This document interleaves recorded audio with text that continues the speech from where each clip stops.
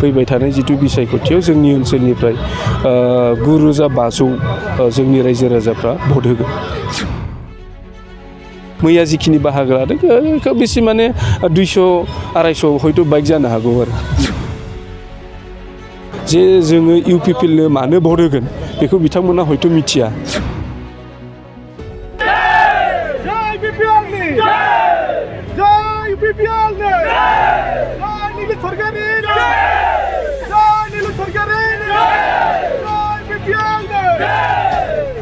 Bike rally खालामदों बेसेबांसोबा बबेनिफ्राय बबेसिम?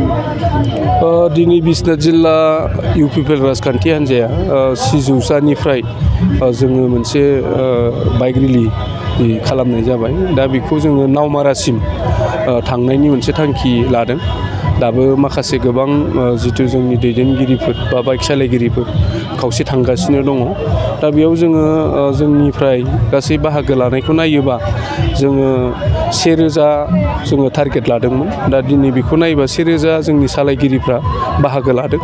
बेनिखायनो जोंहा मोनसे फोथायनाय दङ जे जोङो जिहेथु नैबे जायगाया गोदानै जिहेतु BTR आव हाबबाय प्रमद बर'नि दैदेननायाव, बेनिखायनो नैबे ओनसोलनि रायजो राजाफ्रा जितु फैबाय थानाय 22 सेप्तेम्बराव जानो गोनां बिसायख'थियाव निश्चय प्रमद बर'खौ आरो खनसे फिन चिफ महरै मोननायखौ बयबो लुबैदों।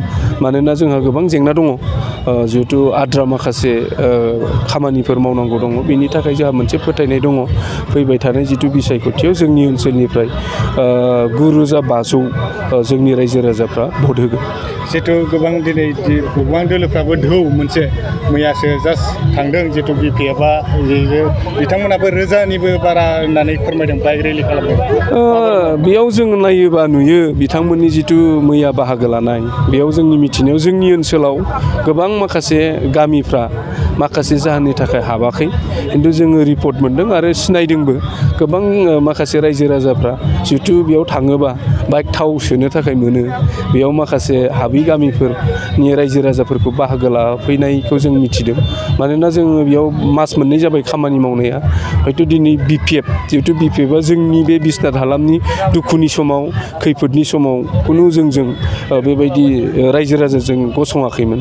नाथाय नैबे समावसो बिथांमोना जितु भट नागिरनो थाखाय फैनाय, बेखौ जोंनि रायजो राजाफ्रा मिथिगौ। ओंखायनो मैया जिखिनि बाहागो लादों खोब बेसे माने 200-250 हयथ' बाइक जानो हागौ आरो बिथांमोना खिन्थु 1,000 बारा बाइक होनना बुङो। बियो राजखान्थियाव बिसोरो बेखौ बुङो, राजखान्थियाव बेफोर बाथ्राखौ बुङो। खिन्थु मैया बिथांमोननि बाइक सालायनाय आरो दिनै जोंनि UPPL राजखान्थि हान्जानि बाइक सालायनाय, बेयाव रायजो राजानि जितु बाहागो लानायखौ नायोबा बिनि जितु रेसिय'खौ नायोबा बेयावनो बुजिनो हायो। बिथांमोननि जे जिल्लानि ओनसोलनि दैदेनगिरि बिथांमोनाबो जे 90-90% माने भट होगोन होनना BPFआ मोनगोन होनना फोरमायदों। मा फिननाय होगोन नोंथाङा? ओरैनोथ' बिथांमोनाथ' बे राजखान्थियाव बुङो, खिन्थु दिनै जुदि ग्राउन्डआव जुदि नायोबा बिसोरो मोननांगौनि थाखाय आरो जोंनि रायजो राजाखौ हयथ' भट सोखावनो थाखाय जाथारि बाथ्राफोरखौ बुंदों होननानै आं सानो। मानोना बिथांमोना मिथिया दिनै जोंनि ओनसोलनि बे ओनसोलनि रायजो राजाफ्रा जे जोङो UPPL नो मानो भट होगोन बेखौ बिथांमोना हयथ' मिथिया। मानोना मिथिगौ जे नैबे एबार जे फैगौ 22 सेप्तेम्बराव BTR गिबि खेब बिश्वनाथ सारिआलिनि रायजो राजाफ्रा भट होनो मोनगोन। आरो बेबो सोरनि थाखाय? प्रमद बर'आ बेयाव 60टा गामिखौ सोनायनि थाखायसो बे ओनसोलनि रायजो राजाफ्रा गासै भट 14,000 फ्राम रायजो राजाफ्रा भट होनो सुबिदा मोनदों। बेखौ रायजो राजाफ्रा मिथिगौ। आरो प्रमद बर'नि दैदेननायावसो जिहेतु हानि समस्या दंमोन, FRCनि समस्या, बे हानि जेंनाखौ जिहेतु जोंनि जिल्लानि सिङाव बिश्वनाथ जिल्लानि सिङाव दायो FRCनि जितु खामानि बेयो जोबनानै थांबाय। दा बे हिसाबै रायजो राजाफ्रा जितु माने प्रमद बर'नि सायाव फोथायनाया दङ।